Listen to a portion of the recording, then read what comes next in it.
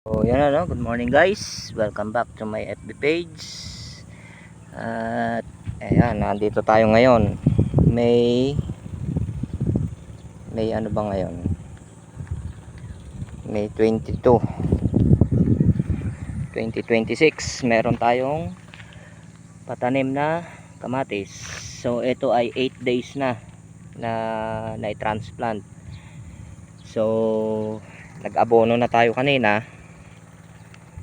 So yan, meron tayong setup na drip irrigation. Yan. So itong ating taniman ng kamatis na ito ay nasa 7,000 seedlings.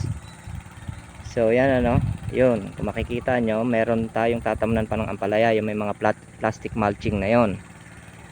So yan ano, ito ay umulan nung May 14, nagpatanim tayo, ang lakas ng ulan, hindi naman na uli inulan, kaya ang nangyari, bumili tayo ng pang setup ng drip irrigation. So ayan, ngayon pinaandaran natin ng makina, pero ang source natin ng tubig is, ang umihigop ay solar water pump papunta doon sa tangke na yon. Yung tangke na yon ng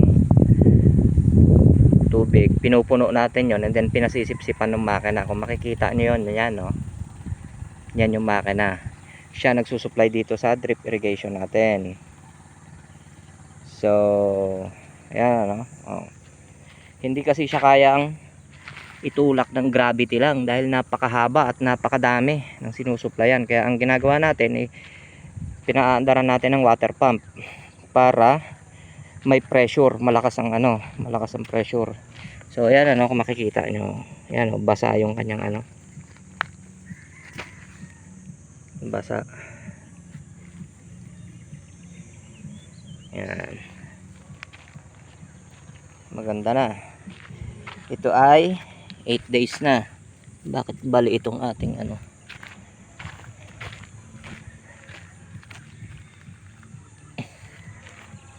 ayusin natin to, hilahin natin, nakatabingi